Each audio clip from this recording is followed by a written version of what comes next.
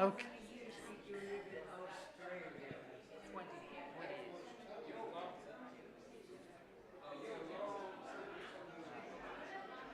Yeah, there we go. Thank you. Thank you. Thank you, Brian. Okay, well, hope you had a good lunch. I had a good lunch. Thank you.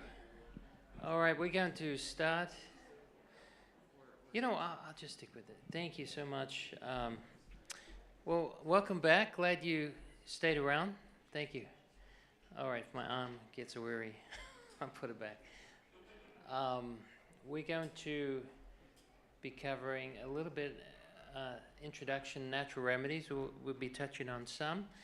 But I also wanted to share a little bit about how God led us into this and our personal testimony, our journey into using these things that we never anticipated where it would tend or direct our trajectory as far as ministry goes.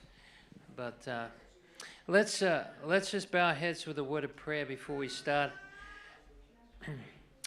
Father in heaven, I just thank you for this time we can once again learn more about your plan of healing, and we pray that this will be edifying, it will be a blessing, and it will fill us and inspire us with joy and your Holy Spirit. We pray in Jesus' name. Amen. All right, I just want to start with a disclaimer.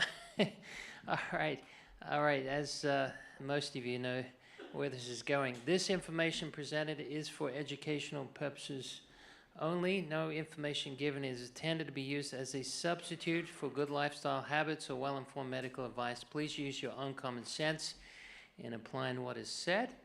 Remember that herbal remedies are not a cookie-cutter approach to every condition. What herb may work for one may not for another, and what may be good in certain situations may not be recommended in other situations. There are no panaceas, there's no one-size-fits-all. Herbs have their place and they also have their limitations. However, if used correctly, they can help solve a lot of issues that may require medical intervention if not used at all. Any health advice can be harmful if not placed in its proper setting. So do your own due diligence that success may attend to your efforts. So this is, I hope this is working. Okay. Are we good? I have got it on this time. Okay, good, right. Okay, anyone seen a Chinese bamboo tree? This is Chinese bamboo tree, for those who don't know. Anyone tried to grow bamboo? Well, to grow it, you need to take a cutting about 1 foot long, and then you plant it in the ground, and you water it and fertilize it, and nothing happens for 5 years. Okay. All right, we're on? Okay, I've got to keep checking that this power's on. Okay. Oh, there we go. Okay. So, yeah, you water and fertilize it for 5 years and nothing happens. But in the 5th year, in the space of 6 weeks, it grows up to 80 feet tall. It grows so quick you can see it growing. So, what does this tell you? Actually, if you had the eye of faith, you would have seen it was growing the whole time. It was underground. So, I share this with you because sometimes we don't see quick results, and so we opt for another plan outside of God's plan to get quick results, and we end up paying for it down the road. Whereas if we had waited patiently, God was working behind the scenes. It just took time to see the results. So anytime you make lifestyle changes and using remedies, no, it's not a fast modality, but if you're patient and persevering, you'll end up with far better results than had you just jumped ahead with a quick solution. All right, I keep getting problems here with this clicker, but I might have to get you to keep turning it. Yeah, so this is the Chinese bamboo tree. This is an amazing plant. It's very, very strong. And any failure to water it for 5 years, you won't get any growth. And this shows that if you get success quickly, this is a principle in life. And it works in other areas, like business, for example. They say it takes 5 years to establish a business. And very high failure rate for the first 5 years. But when you push through that, you get a lot more success long term. Let's go to the next slide. All right. Anyone seen a plant growing in a rock? Seen that, right? You think, wow, isn't that amazing? How did that little seed that got in this crack in a rock and it just started growing? Isn't that amazing? Had enough nutrition in that crack with water to get what it needs. Well, the seed didn't fall in a crack. It made the crack. All right. So this is what we call a radical. A radical is the first shoot from the seed. Okay. Anyone been called radical before? Actually, it's a compliment. You didn't realize it. Okay.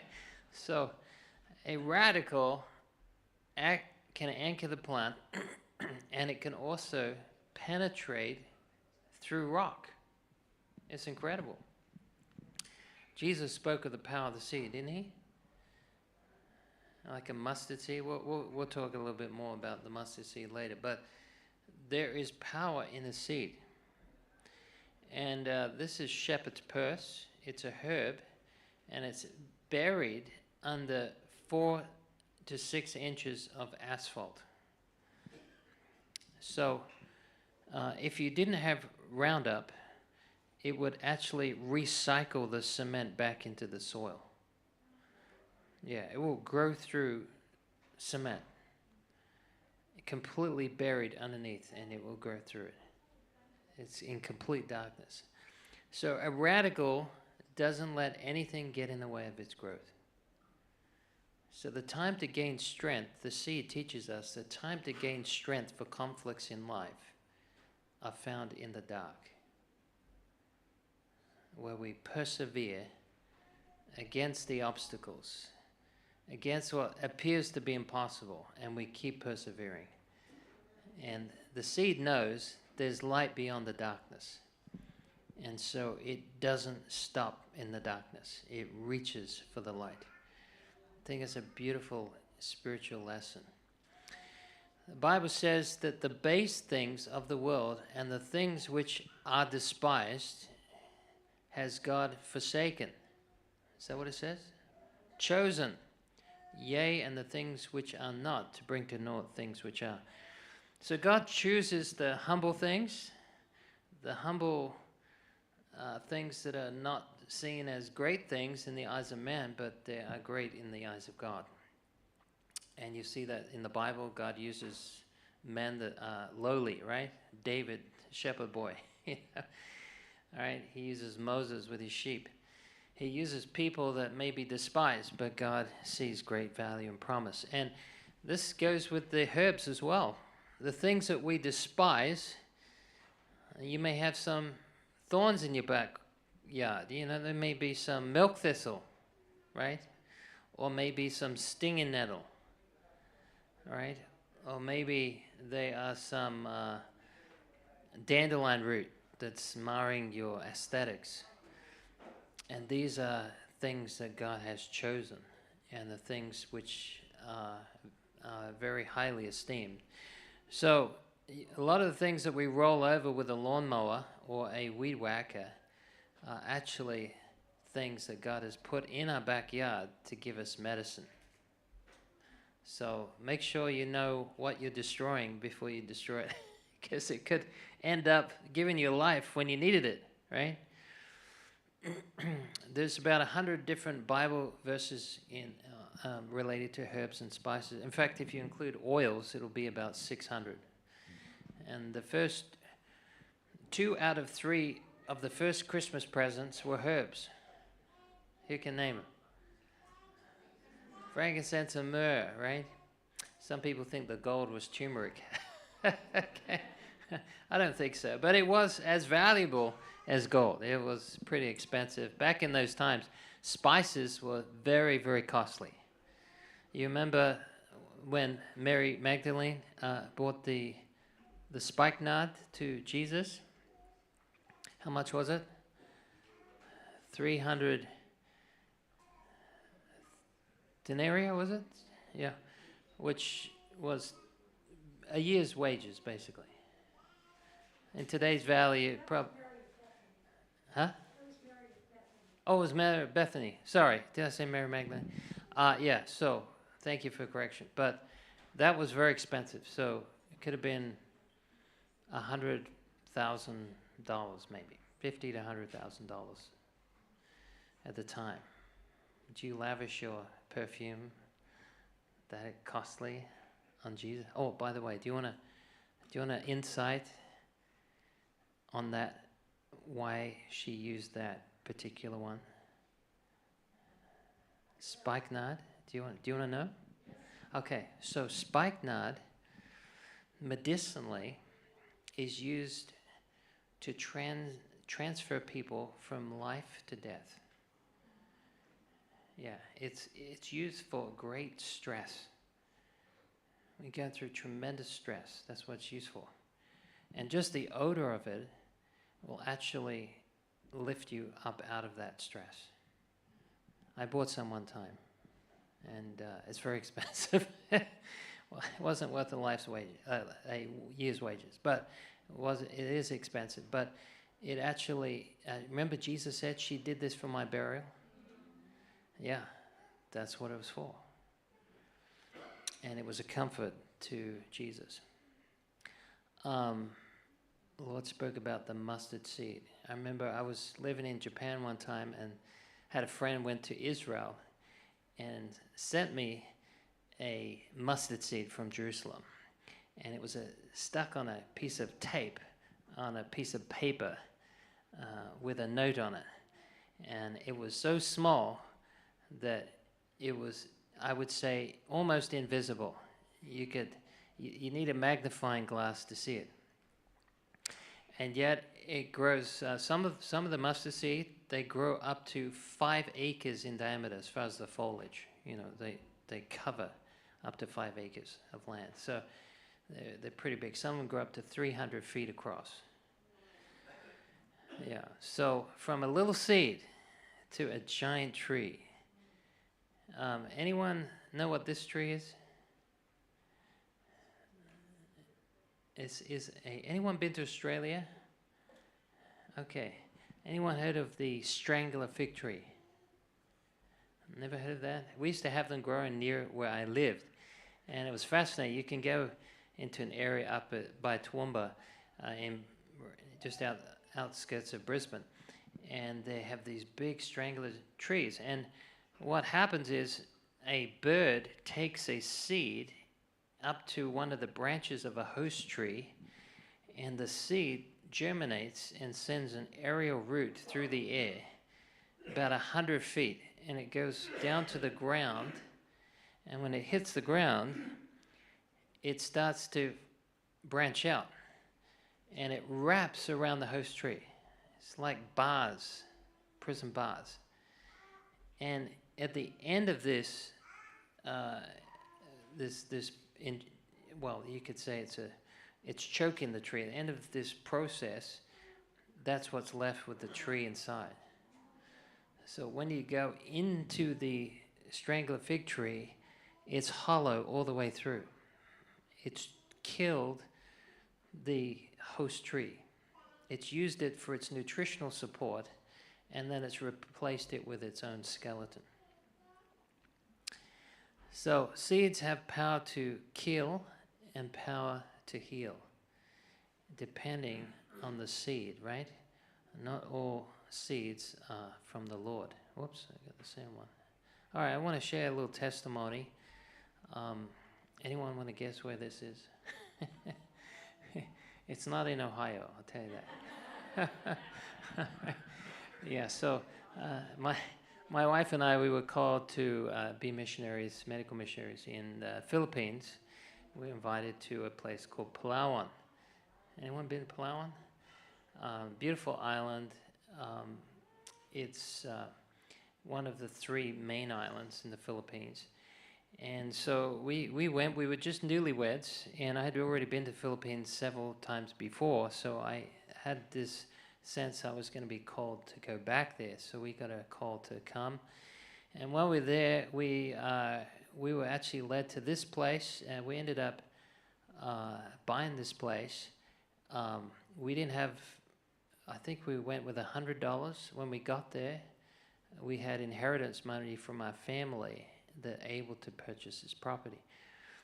And we didn't know till we got there. And anyway, we bought this property for the purpose of training medical missionaries. So God sent us students. We had thousands of fruit trees. Okay, sorry. Here we go. This is one of our gardens in our front yard. The soil was incredible. Yeah. This was just coming up a driveway. We had papaya. Look, you never had papaya like this papaya. I mean, unless you've been in Fiji or Jamaica or somewhere like that. But tropical fruit, anyone been to the tropics, you know what I'm talking about. If you just buy from Walmart or some local food outlet, it's just doesn't cut the mustard when it comes to eating out of your backyard. You could get a seed, you know, like one of these papaya seeds, and you could throw it on the ground, spit on it, and 6 months later, it's this tall, bearing fruit, right? Like we had, some of our papaya trees were like between 100 to 300 pounds of fruit per year, for one tree, all the way to the ground. So we never had to buy fruit. You're probably wondering, what am I doing here? So, yeah, we had a tropical paradise. Every day we could go in the backyard and we could fill a 50-gallon bag container with fruit every day of the year. No, no, you can't have this in Ohio, I'm sorry. But the soil was amazing. We had students, we trained in medical mission work. We had a training school at the back of the property. But, you know, unfortunately, things weren't altogether great in paradise. So my wife got very ill, and we were there just for maybe 2 or 3 months, and then all of a sudden she couldn't sleep. And she just, as soon as midnight hit, she couldn't sleep every night. This went on for nearly 6 years. And so she was getting very fatigued. Her hair was falling out. She was perimenopausal at 34 years of age. So she was depressed. She went through a lot of hormonal changes, to the point where we had to abandon the mission. We had to go back because she couldn't function anymore. So we flew back and we left everything. We left this beautiful place. We left penniless. We went back home. Actually went to England just to recover from this experience. And in the back of my mind, it was like, Lord, what just happened? You know, we just, you know, gave everything. We thought we were going to be there for life. You gave us this beautiful property, and we were doing the work, and it was just like cut short. All of a sudden, it was just seemed like it came to nothing. And have you ever had experience you just can't figure out God's providence, and it goes around in your head, and it's sort of depressing because you can't resolve it. And yet, you know, God is a loving God, and He's benevolent, and He works all things for good, right? For them that love the Lord. So this troubled me because I could not see any good thing could come out of this. And I never said it because I didn't feel that I should say it, but in my heart of hearts, I felt let down. I felt God let me down. I felt like we had given everything, and this shouldn't have happened. It's like, why did this happen? Anyway, at that time, we got an invitation to come to get some medical training. I got an invitation to go to Wellard, Georgia, to get some medical training. And I saw that as a ray of light. Just one of those little rays of light, just like that seed may have seen a ray of light.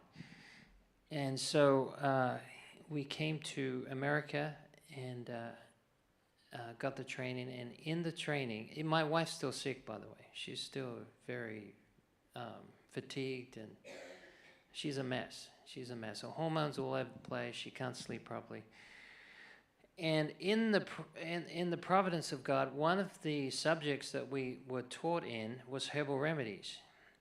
And we had to buy this big medical herbal textbook. And it was written by David Hoffman. He's a medical herbalist. And it's called Medical Herbalism. And so I hardly looked at this book, but my wife, she started reading it. And she was trying to help someone else at the lifestyle center, and by trying to help someone else, she came across a herb that helped her, and it was called oat straw or Avena sativa. And so within 3 days of taking that, she was back to 8 hours sleep a night. And that really got my attention. And I didn't say this before, but growing up, my mother was a herbalist, and I was the guinea pig, and she used to bring home all these concoctions, and I used to hold my nose and try to swallow it as quick as I could. And I didn't have much confidence in herbal remedies at the time. And so through this experience, that was like, wow, this is amazing. There's something to this. Anyway, we also used a herb for fertility. So we had tried for several years to have children, and my wife was infertile. And we believed God wanted us to have a child. And, you know, the biological clock is ticking down, and you're wondering, you know, you get to that point like Abraham and Sarah, you're wondering, Lord, are you going to come through or not? I mean, when are you going to come through? Thankfully, there were no Hagars involved, and we never went down to Egypt, so that was a blessing. We know how that story ends. So we prayed, and God just, he directed my wife to use a herb called Vitex. Anyone heard of Vitex or chaseberry? It's a hormonal normalizer. That's what it is. Yeah, I mean, this should have been given to Jezebel. I think the Bible would have been written differently. But it normalizes hormones. And my wife had a lot of hormonal issues. So within 2 weeks of taking it, she was pregnant. Yeah. So if you don't want to get pregnant, don't take Vitex. Okay. But if you want to get pregnant, that's a good herb to take. Okay. All right, but don't blame me for the effects, okay? I just so that was a miracle. That was just like, I mean, every child's a miracle, but we saw it as an extra miracle that God did that. But then our son, he couldn't breastfeed because my wife had Raynaud's of the breast. Now, usually you have Raynaud's of the hand, so you know, it goes white, you get vasospasm. So you can have it with the breasts too. It's very, very uncommon. But she had this, so the milk wasn't letting down. And so our son wasn't getting breast milk, so we gave him the best formula that we knew at the time. But he was, you know, nothing replaces mother's milk. So he was getting sick half his life. He was just really sick. And so we thought, there's got to be a remedy for this. God has to have something. And so we got onto a herb called elderberry. You heard of elderberry? Yeah, it's a great herb. I was at a church once, and this this man came up to me, and he said, I'm the person you're talking about. My name's elderberry. So, but this is a berry on a tree, okay? So it grows. You can grow it in Ohio, just like some moist soil. So we started using that, and within a short time, our son wasn't getting sick as much. So we thought, wow, that's another one for the books. So with what happened with my wife, with her sleep, with fertility, with my son's situation, we thought, this has really got some validity. So I started to study herbs, and then I got some more formal training in herbs, and did master herbalist training, holistic health practitioner training, and then naturopathic training. And then we ended up, people ask us, can you make this for us? Can you do that for us? And we started making things for people, and then it turned into a full-time project. So that's how we got into the herbal side of things. And through my wife's experience, what she went through, it's actually helped so many other people. And I love this statement here. It says, sometimes when things are falling apart, they may actually be falling into place. Just when we think God has sort of abandoned ship, He's really steering the ship in a more effective course. And as a result of my wife's suffering, it's helped to bring relief to thousands of other people who've gone through the same thing. So God doesn't waste suffering, amen?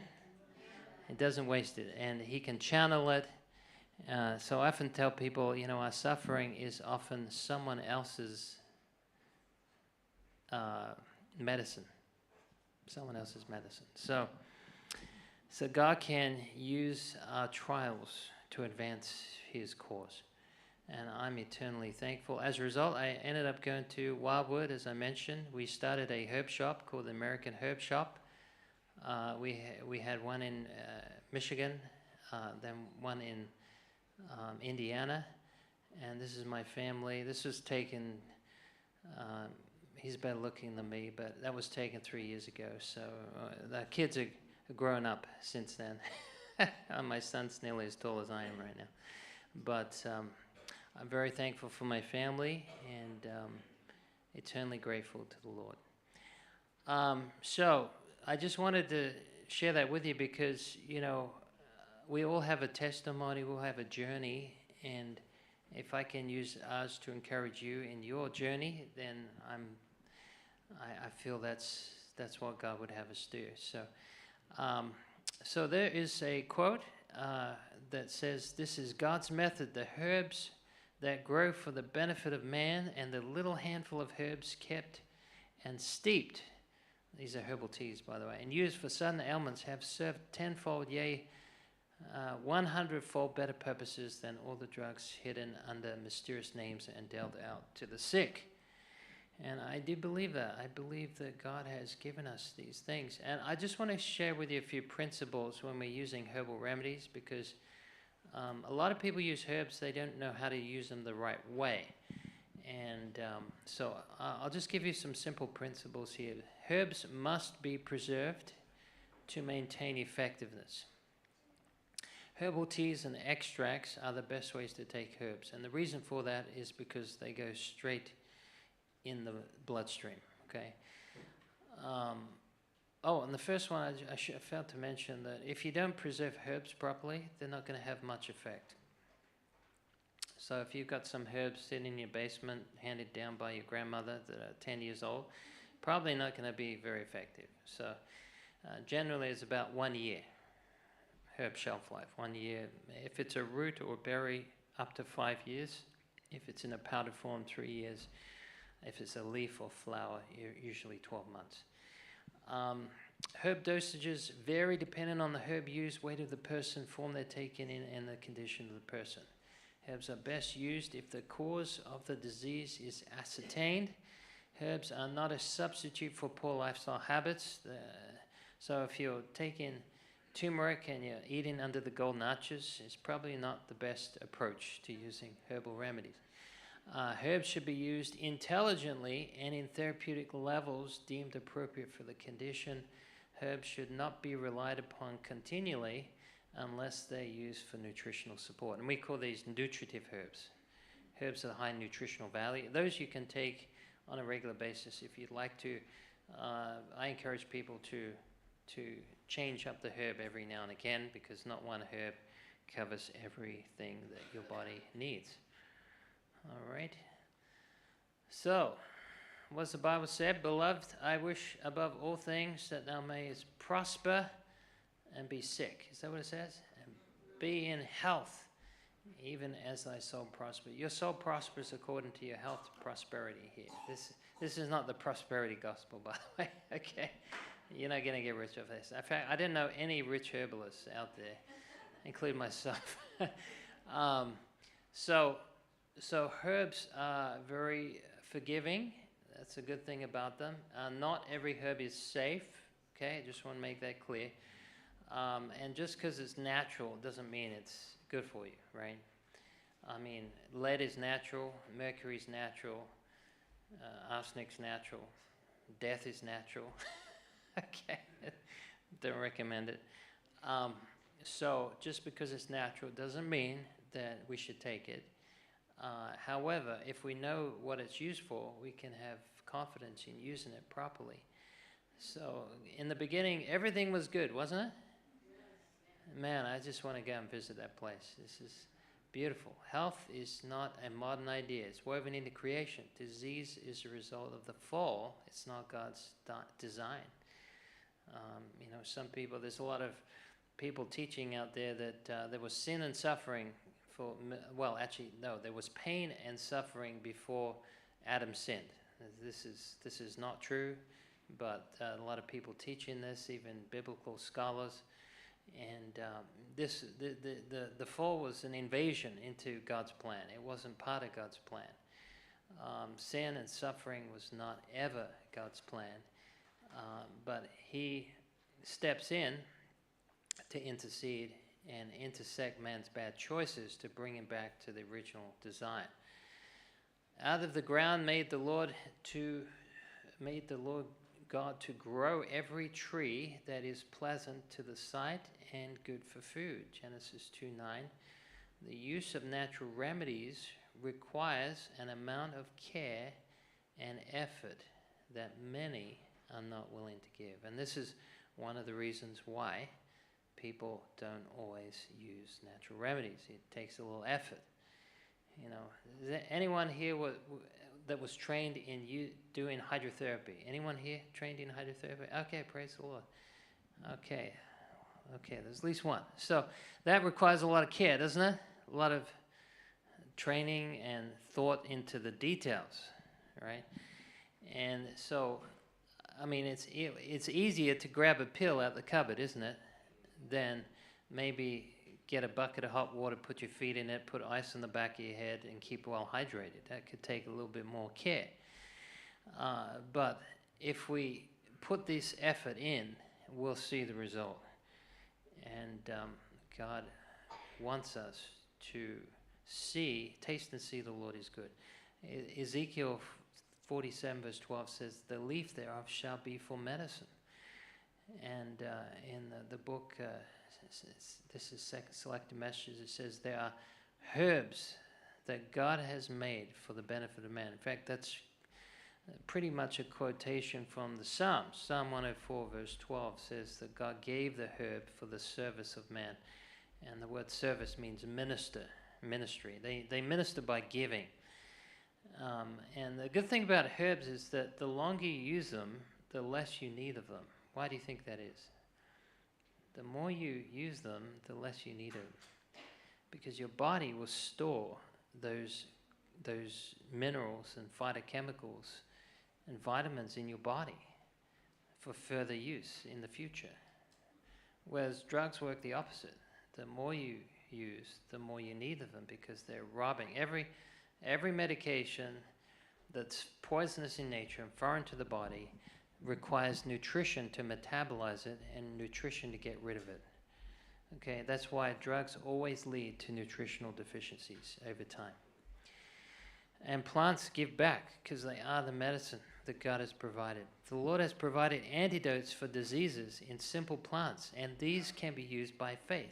By using the blessings provided by God for our benefit, we are cooperating with Him. And anyone here use charcoal? Yeah? Okay. Yeah, it's good stuff, isn't it? It's messy. It is very messy, but it's very powerful. In fact, they use charcoal in hospital, in emergency centers, in hospitals.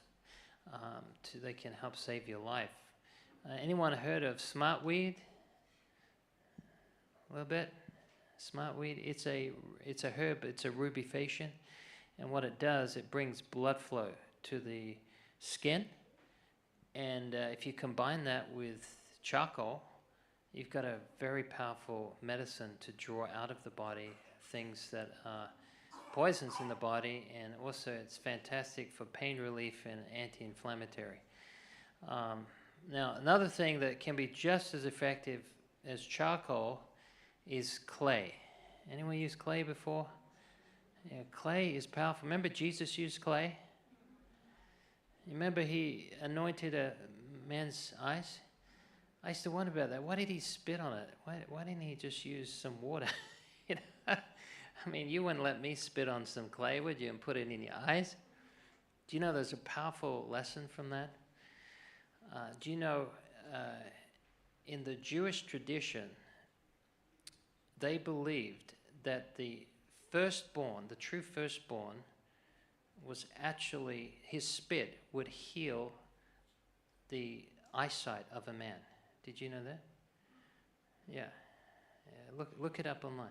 There was a tradition in the time of Jesus, because there were children that were born that when their father died, sometimes it would be a question mark who was the true heir, because sometimes the father had multiple wives, or sometimes a child was born out of wedlock. And so to prove who was the firstborn, it was believed that the spit of the firstborn applied to a wound of the eyes would cure it. So they used to practice this in their tradition. So in John chapter 8, I think it's verse 41, the preceding verse, they accused Jesus of being an illegitimate child. Okay. And so in order to prove that he was the true heir, the rightful heir, the son, he did 2 miracles. Okay, remember when he healed the man's eyes, the man said, has it never been recorded that there was a person that could be cured from his blindness? In other words, there's no historical record in the Bible of anyone. You read the whole Old Testament, there was no one that was cured from blindness. Okay? And especially with spit on the eyes. So Jesus used the worst case, okay, the hardest challenge, and he combined clay with his spit to prove that he was the miracle worker that had the power to do that which was never even recorded, and to prove that he was truly the Son of God. Yeah, it's an amazing story. Everything in the Bible is for a reason. Everything you read, you may not know the reason, but you keep going. If we had enough lifetimes, we'd see a little bit more than we do. Anyway, but clay is amazing for the pulling out toxins. Actually, clay is better than charcoal externally. Charcoal is better than clay internally. Yeah. So we've used some things with clay that, in fact, just a few months ago, I had to have this, I had a cavity, and it was a pretty big cavity. Anyone had this experience? You crack a tooth with popcorn? You ever had that? It's an awful feeling. So I cracked my tooth on popcorn, and so it was a big cavity there, and I didn't get to it in time, and it ended up being infected. So when the dentist cleaned it, he thought he got everything, and then he put a crown on it, and so I developed an abscess under the crown. And so the dentist couldn't see me for a few weeks. So I flew to Arizona to have an emergency root canal done. And I was using my pain formula, and it was masking the pain, and I didn't realize how bad it was. And so I sat in the dentist's chair, and I knew I was in trouble when his assistant started patting me on the shoulder, like this. And I see this 6-inch long needle come out. And he told me later it was the worst infection he'd seen. It went all the way to the bone. And it took me everything I had just to stay on his table. But after, I thought once he aspirated this, I thought, well, it's going to be okay. After the anesthesia wears off, I'm going to be fine. But the worst pain was afterwards. So when the anesthesia wore off, I was in so much pain, I was delirious. And I was sitting in my car, and I was in so much pain that a police officer came along. He thought I was a drug dealer, and I had a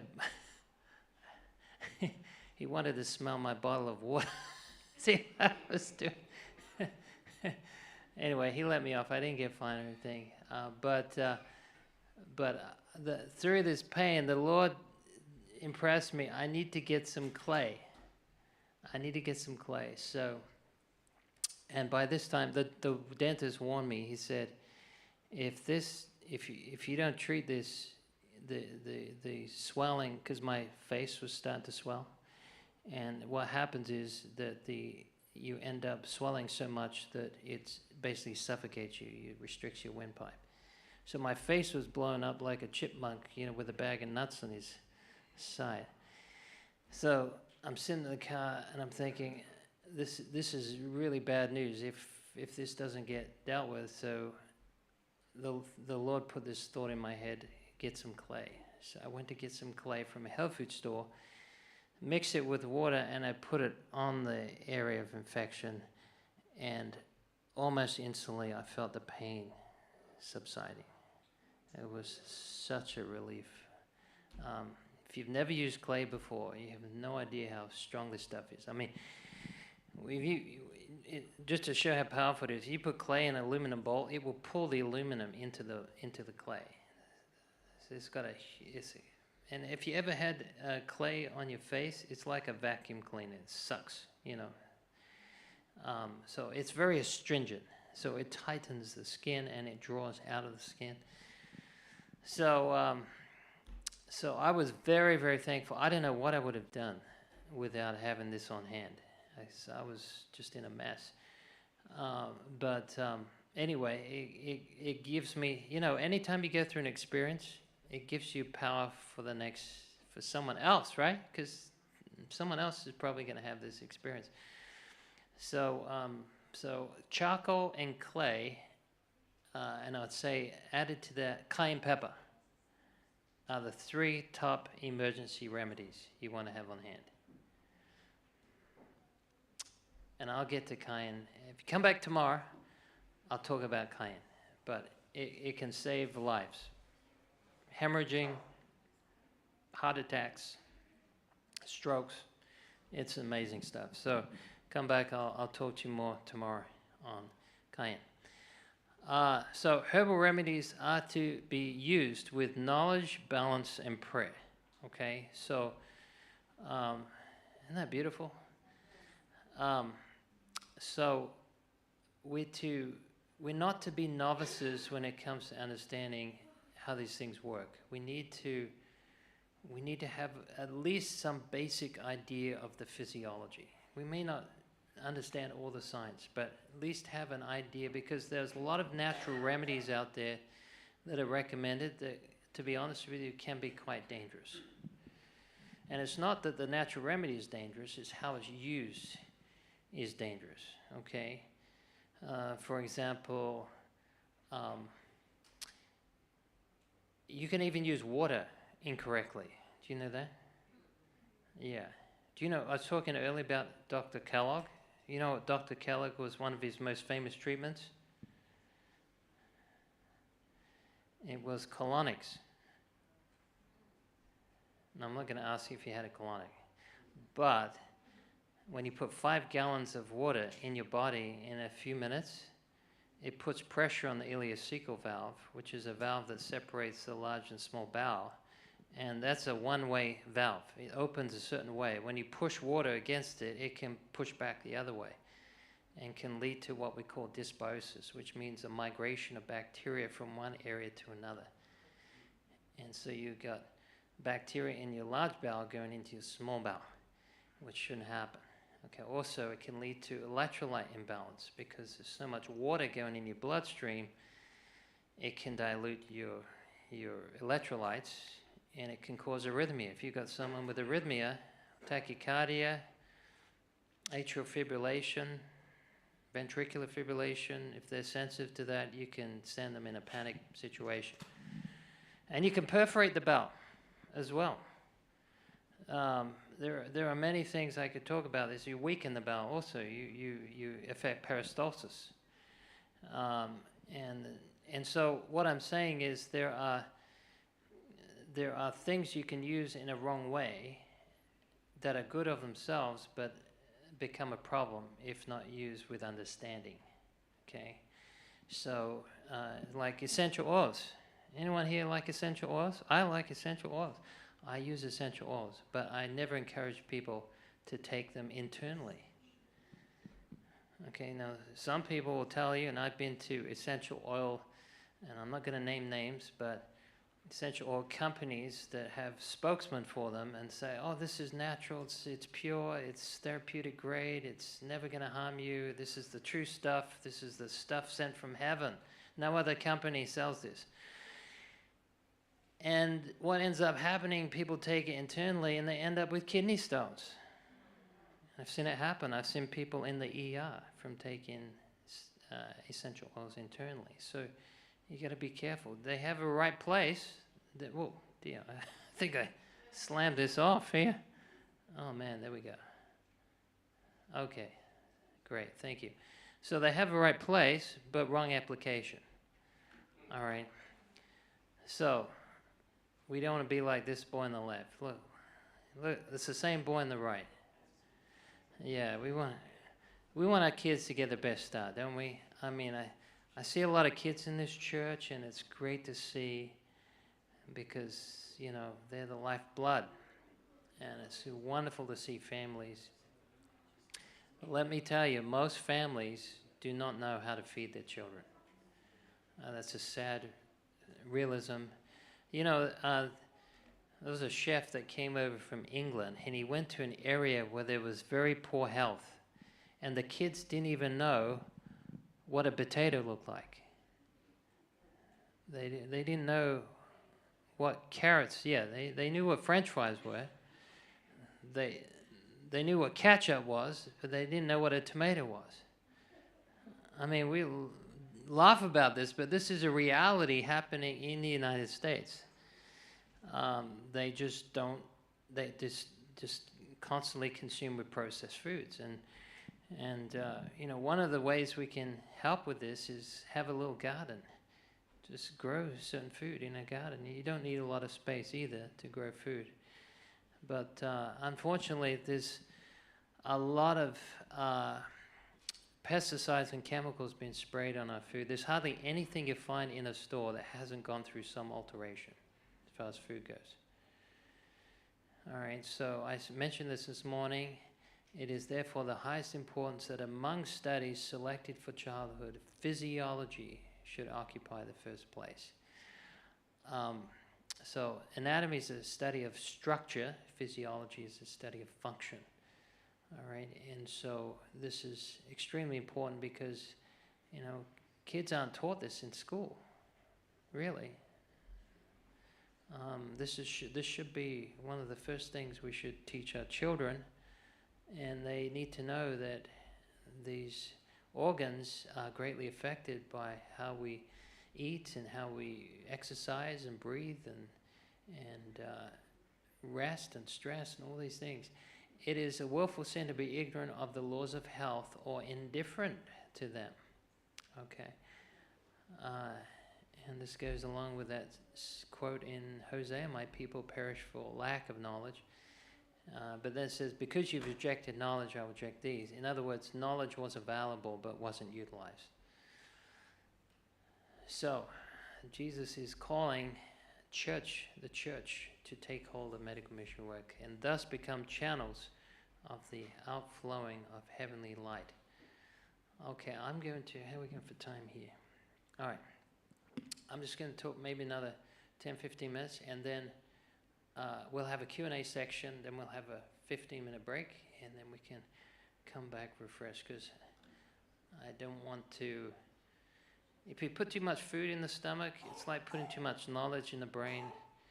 It can cause indigestion. Okay. All right, so stress. Anyone have stress?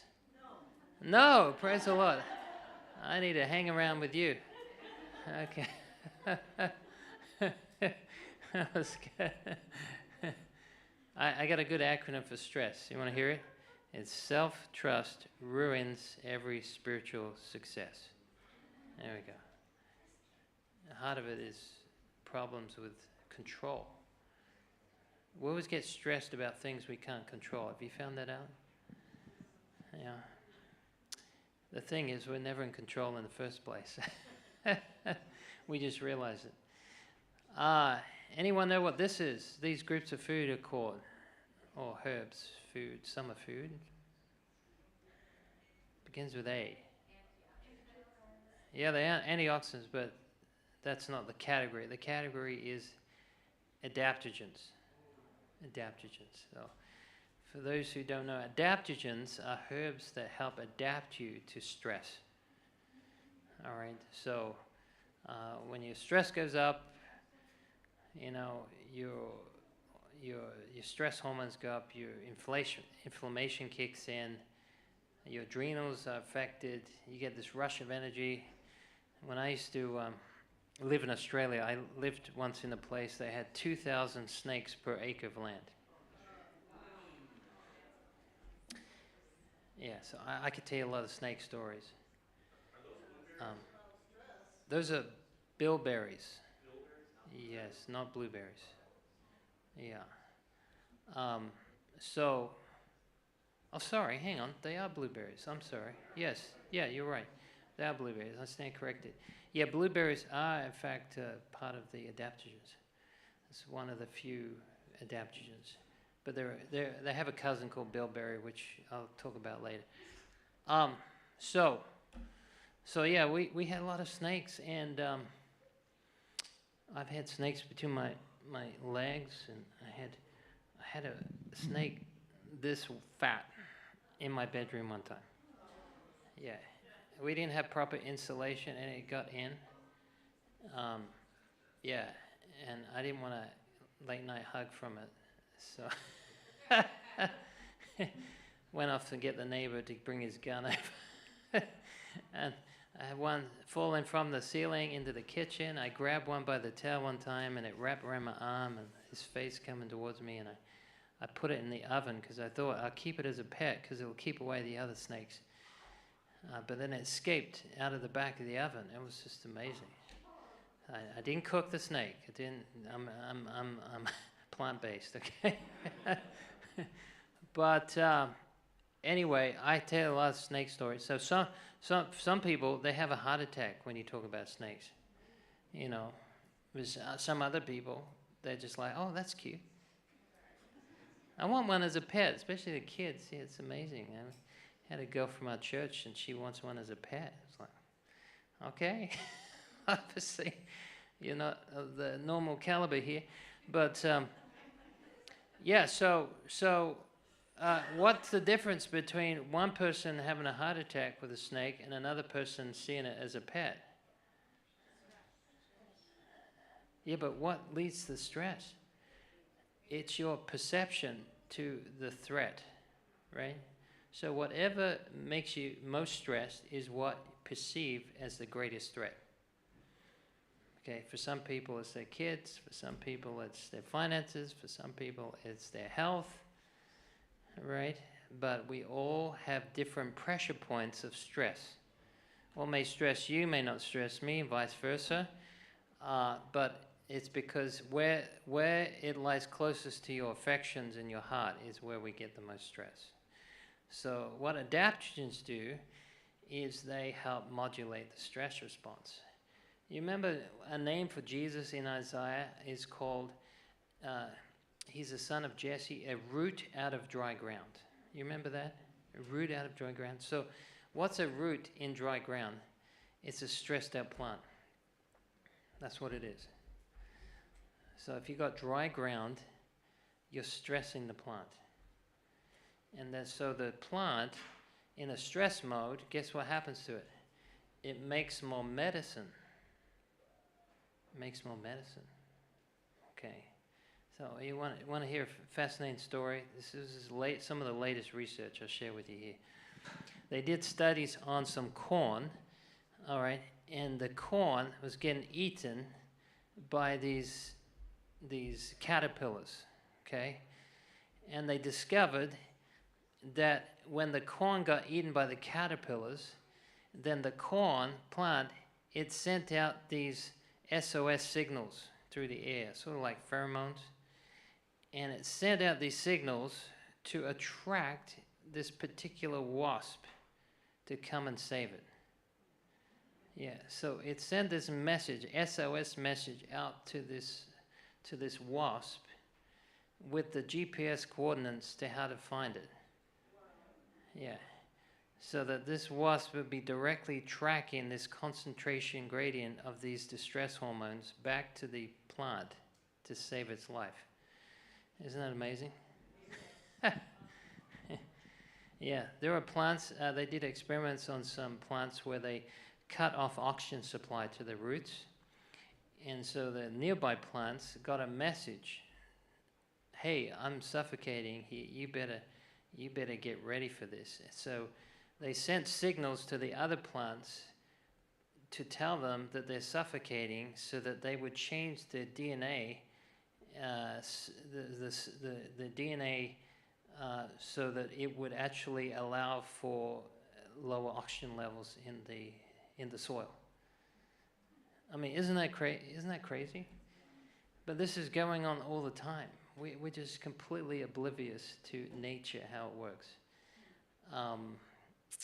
And so God has put in nature these stress adapters. It's amazing stuff.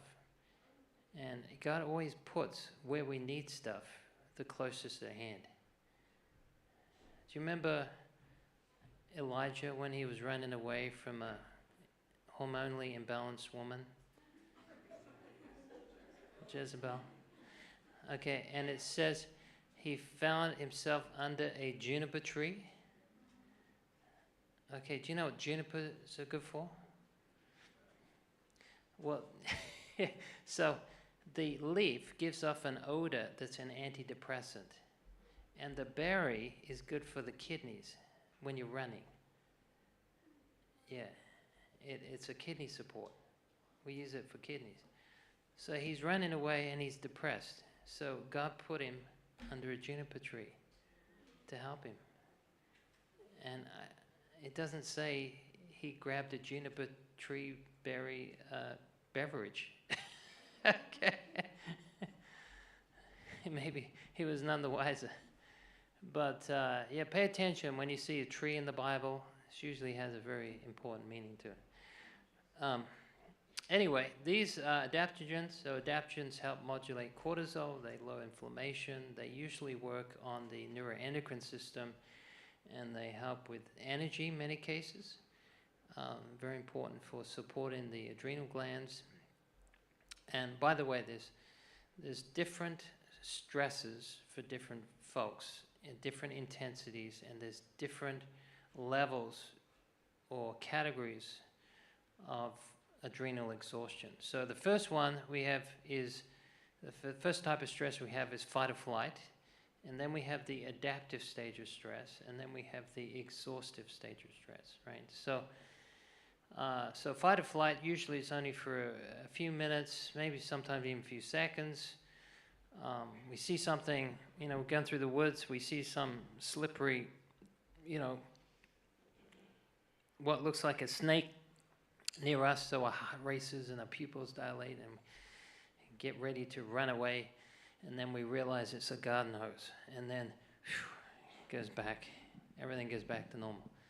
Okay, but imagine you're in a stressful relationship for years. That can be what we call adaptive stress. You get adapted to it. So just like when I flew to California, when we started descending, I saw the smog, saw the pollution, air pollution. It's terrible. But when you're in there, you don't see it, right? So when you're in stress for a long period of time, you don't actually feel the stress anymore. It's still stress, but it's just not, you've adapted to it. You got used to it. Yes, you had a question? Oh, yeah. So we got some mushrooms here. So there's shiitake, okay, and another one is reishi, okay. So those are adaptogens. We have some aloe vera. We have some shashander berries. We have some ginger, some turmeric root, some looks like astragalus root, ashwagandha. Sorry, I don't have a pointer here to show you everything, but we have garlic here. Garlic is an adaptogen. Did you know that? Yeah, it's also a very strong antimicrobial. So it's antifungal, antibacterial, it's antiviral. It's also antisocial, so take it with friends. Oh, we have some licorice root there as well. Well, there's one of those things, I can't tell what it is. Rhodiola, there's some rhodiola, and there's some, I just grabbed this off the internet, so there's some up here, I'm not sure, the leaf ones, what they are. It's hard to say. But yeah, these work on the premise of modulating cortisol, stabilizing blood sugar, helping the adrenals, helping the nerves. Many of them increase serotonin levels. This is calendula or pot marigold, also known as Calendula officinalis. This is very good for the skin. Very good for the skin. If you want to improve your skin, we got irritated skin, inflamed skin. We've used this for all kinds of things, from burns to psoriasis, eczema, poison ivy, shingles. Works great with shingles. Really fast with shingles. And it's very healing. It builds up the skin. So you can get that as a salve or as a cream. Okay, this is the herb I told you about that helps with hormonal imbalance, okay? Vitex or chasteberry. And this is a little berry that works on the hypothalamus pituitary axis. It governs all the ladies' reproductive hormones like follicle stimulating, luteinizing hormone, which is what's responsible for stimulating progesterone. And so it's a progesterone normalizer. So if you learn progesterone, this is a very good herb to take. And it's a fertility enhancer. It's also good for PMS. My wife had 2 weeks out of the month PMS, terrible PMS, until she started taking this, and the PMS went away. So all the men should be taking notes right now. I don't see too many, but yeah, you need to be recording this, okay? Yeah, this is great. It also helps with what's the other one? Endometriosis. Yeah, and also PCOS, polycystic ovarian syndrome. It's a good one to use. And then we have black cohosh, which is really good for menopause. So hot flashes, if you get some hot flashes, you may want to try black cohosh. Just a warning, there are 5% of ladies that have headaches or migraines from black cohosh. So you may want to start on a small amount first if you're going to try it. And this is more about Vitex. It can help with, I think this is put in the wrong order here, but it helps with PMS, and it helps with headaches related to hormonal changes, also depression related to hormonal changes, and it's very good for helping with fertility. This is cramp bark. Anyone heard of cramp bark? Yeah, this is a antispasmodic, so it's very good if you've got really bad, excruciating, painful menstrual cramping. This one is excellent. It's actually, it's not the berries. This is the tree, and this is the fruit of it. But the actual bark is what you use. It doesn't taste good, I must warn you, but it is much better than the pain.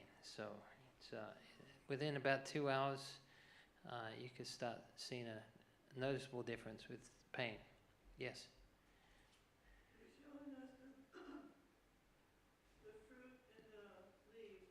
Yeah, I didn't have a.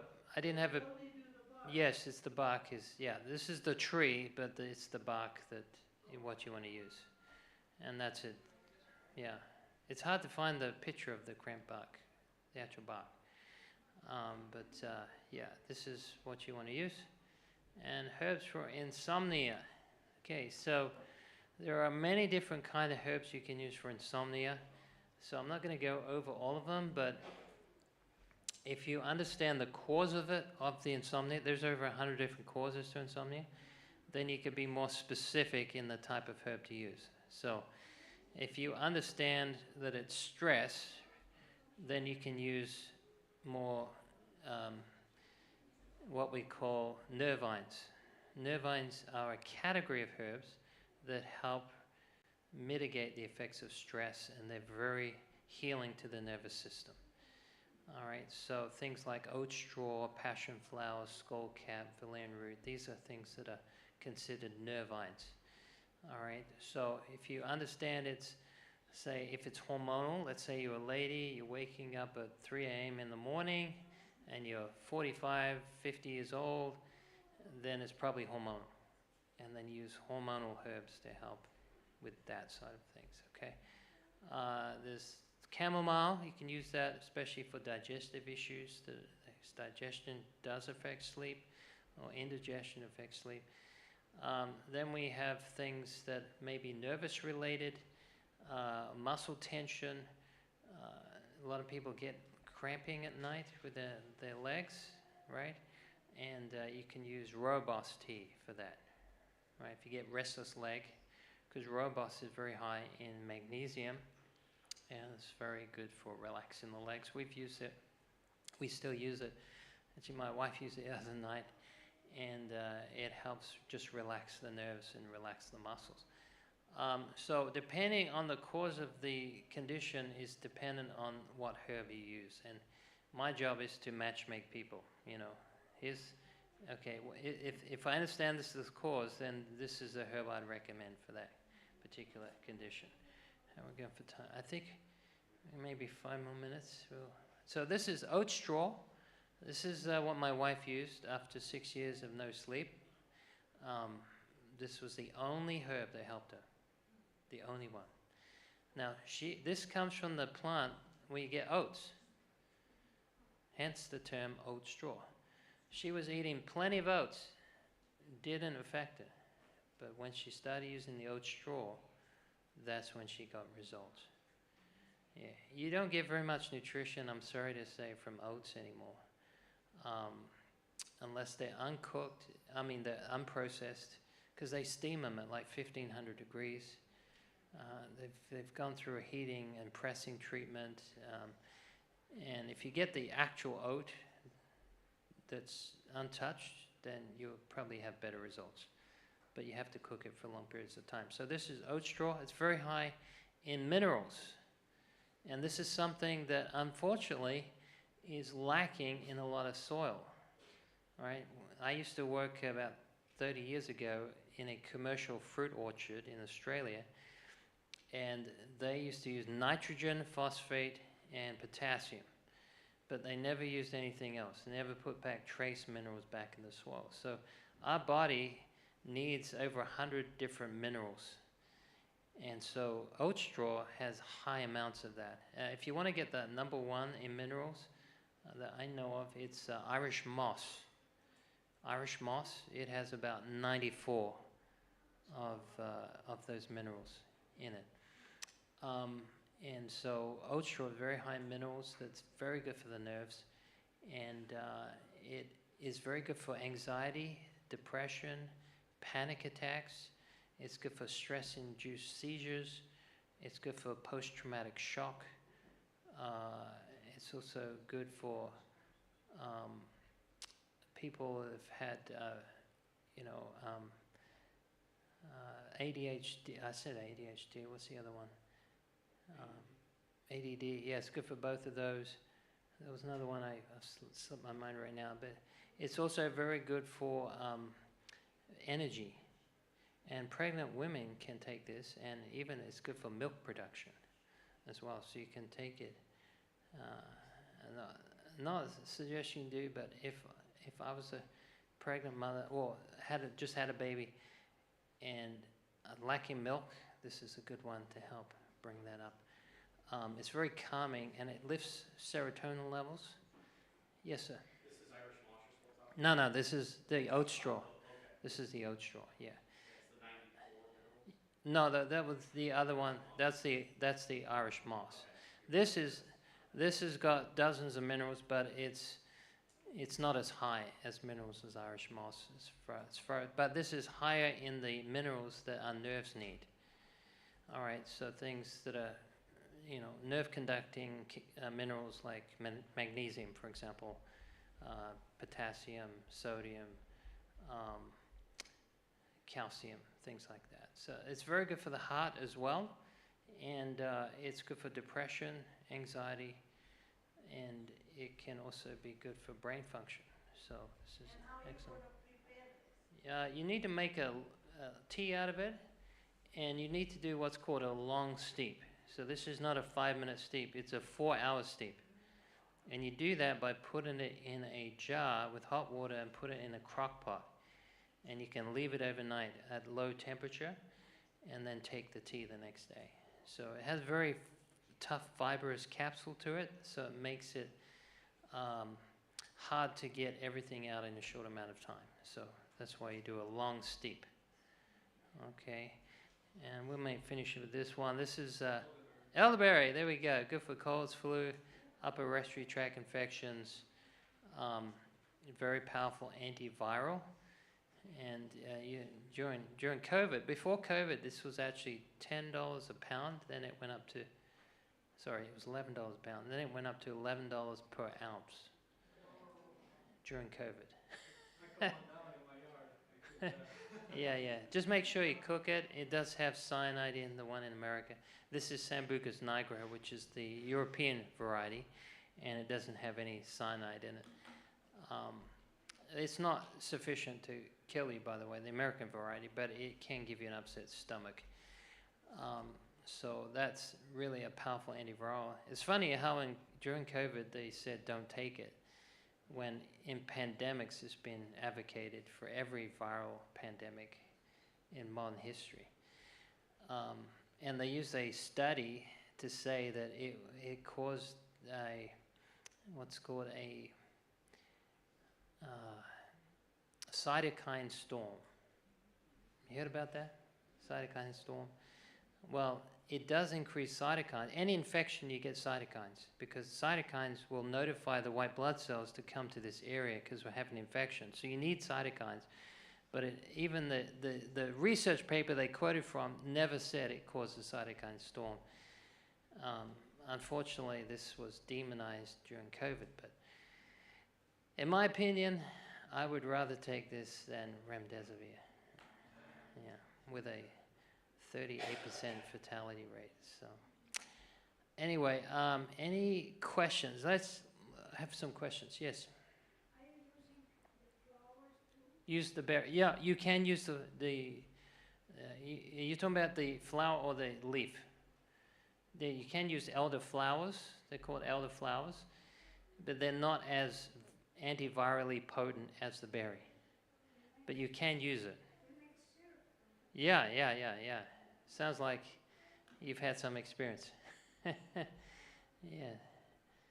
Yes, sir. Apparently, I've been told I snore at night.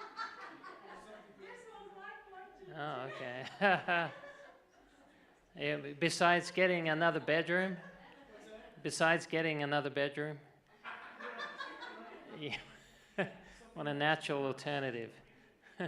Well, it depends. Sometimes snoring occurs through the positioning of the neck. So, because it reverberates when there's a kink in the neck, it's a lot easier to do that. So some pillows can help with that, but also if there's muscle tension, the best one I know for that is valerian root. But it's not always effective depending on the cause of the problem. But, you know, a baseball bat is just as effective. We just want the helpful. Yeah, right. Yes, Heidi. You mentioned about the oils. Yes. At some point, I heard or read that a few drops of oregano oil when you're catching something. But I've heard both sides of that. Like Yeah. internally, what's your? Yeah, oregano oil is one of the most caustic oils. And I've seen people in the ER up to 5 drops of that internally, and it can cause kidney stones. So the oils are very strong because they have they're made of what we call volatile oils. They're not a carrier oil like olive oil or coconut oil. So they're very reactive. We call them reactive oils.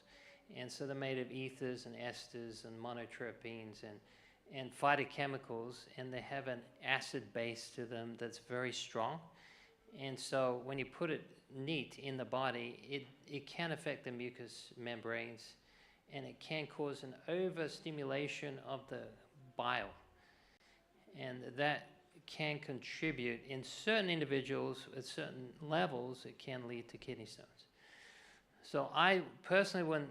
Oregano oil is one of the worst. Now, you can take oil of oregano, which is different than the essential oil. So oil of oregano, there's three different ones here. One is the essential oil. One is a more of a carrier oil. That's the oil of oregano. And then the other one is the essential oil. So, okay, so, sorry, did I say essential oil twice? Sorry, the leaf. Sorry, the leaf. So I wouldn't, so the other two are okay. It's the essential oil that you want to be careful of. Okay. So you have the oregano that can be an extract version, like from the leaf, and then it can be the essential oil, or it can be the carrier oil. Okay. So the carrier oil is known as oil of oregano. So that one's okay, and the extract is okay, but the oil as essential oil, no. I wouldn't recommend that. Yes? What was your acronym for stress again? Self-trust ruins every spiritual success. Yeah. Yes, ma'am. What about for hair loss? Oh, yes. I'm taking that right now. Yeah, so I actually was helping ladies years ago with thyroid function, and I noticed they told me actually their hair was growing back. And I thought, oh, that's interesting. So I did some research on that. And it wasn't long after that, I was at a church in Georgia, and I was mentioning about certain herbs for hair, and this elder came up after the seminar, and he said, with a big smile on his face, will it work for me? And he was bald. And I said, well, I've never used it for anyone that's bald. But that week, I got a call from a truck driver. He was taking it for a few months, and he said, his hair was growing back. And so I said to him, can you send me a before and after picture? Because he said he was completely bald. And so when he took me the picture, he just sent me an after picture. He looked like Einstein. His hair was all shooting everywhere. I said, you better stop taking that stuff, you know. And but he had this little spot right up the top he wanted to fill out. So as a result of those experiences, we ended up putting a formula together with ashwagandha, rhodiola, and nettle. And we've had people who've been bald for years, and their hair's grown back. Now, I wouldn't say it's, I can't say one herb works 100% of the time, but from what I've seen, probably about 85 to 9% of the time, the hair grows back. Now, there are different causes of hair loss. So one cause that ladies sometimes do is they stretch their hair, and it permanently damages their hair follicle beds. So that can be a problem with growing the hair back. But if it's nutritional, hormonal, or stress-related, then that's the best chance that I know using those herbs. What about rosemary oil on the scalp? Yes, you can use rosemary oil. It's got rosmarinic acid in, and that's very good for the skin and the hair. Yeah, yeah. Rhodiola. Rhodiola. Those both are adaptogens. Yeah, and nettle. Stinging nettle, Urtica doeca is the botanical name. Yes. Do they plug the pore? Well, you don't take it, put it on your head. You take it internally. And what's good for, my dad's got this cough, this constant cough. Is it productive or unproductive? A productive cough, you're getting rid of something. No. If it's not a productive cough, it's often a reflex action that is connected with often the digestive system. So let me huh? I give them all kinds of supplements. Yeah. So could one be counteracting another, or? I'd have to ask some questions, but there are, for example, if someone has hernia, okay, so you have a little pouch because the diaphragm's been ruptured basically, so the stomach pushes into the diaphragm and forms this pouch. Okay, now what can happen is you get trapped acid in there or food in there, and that causes a reflex action to the nerves of the bronchioles, and it causes coughing. I had that happen. I had a lady from Jamaica call me one time. She was coughing nonstop for 25 years. Never had a case like that before. So I recommended something for her digestive system and her lungs. I think I recommended, what was it now? Digestive bitters for her digestion, and the cough, I think I sent her lungwort. Lungwort is a herb, I'll talk about this tomorrow, that's good for helping as a bronchial dilator and helping activate the ciliary blanket, the little hairs to get debris out. So it's very good for healing the lung tissue. And so that helped solve it. She called me back. I never heard a happier woman in my life than that lady. She was so rejoicing.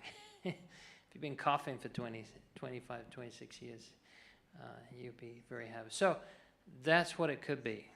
It could be some irritation going on from the gastric system. But I would need to ask him in person some of those questions. So we're gonna have a break. So I'll be here if you want to talk to me personally. I'm happy to do it, and then we're gonna take you out into the universe. You want to go in the universe? Okay, in heavenly places. We're going to go in some heavenly places next. So stay with us, and if you have to go, I hope you can come back tomorrow. We'll continue this. Thank you.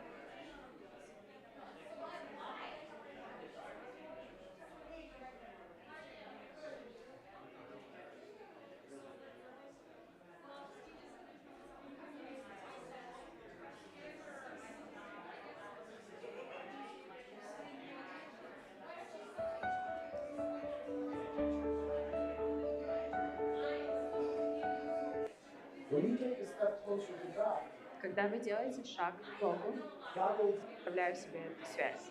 what's the phone number you have to dial to call God? Какой вы? In the dictionary. Я люблю, поэтому мы начнем оттуда. Definition from Oxford Languages. Is Go ahead. the solemn request for help or expression of thanks addressed to God or an object of worship. В переводе Оксфордского словаря написано, что молитва – это торжественная просьба о помощи или выражение благодати, обращенные к Богу или к объекту поклонения. Yes, I like scientific explanations and definitions, but the Bible is even more important.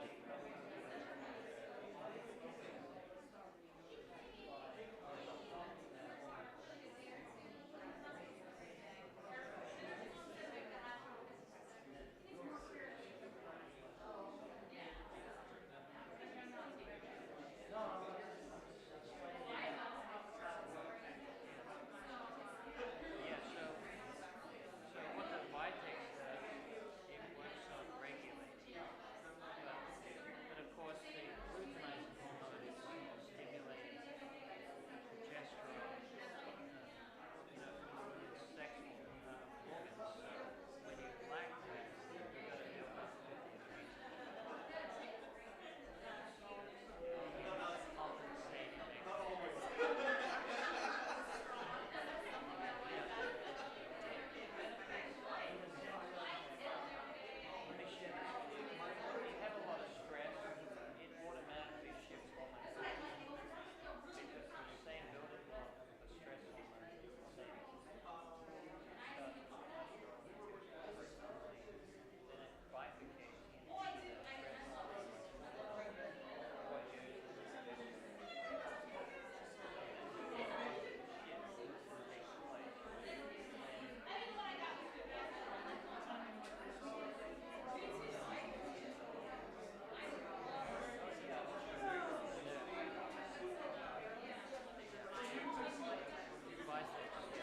Vitex is what I.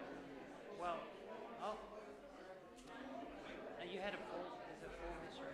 Yeah, then Vitex won't work as well. I would use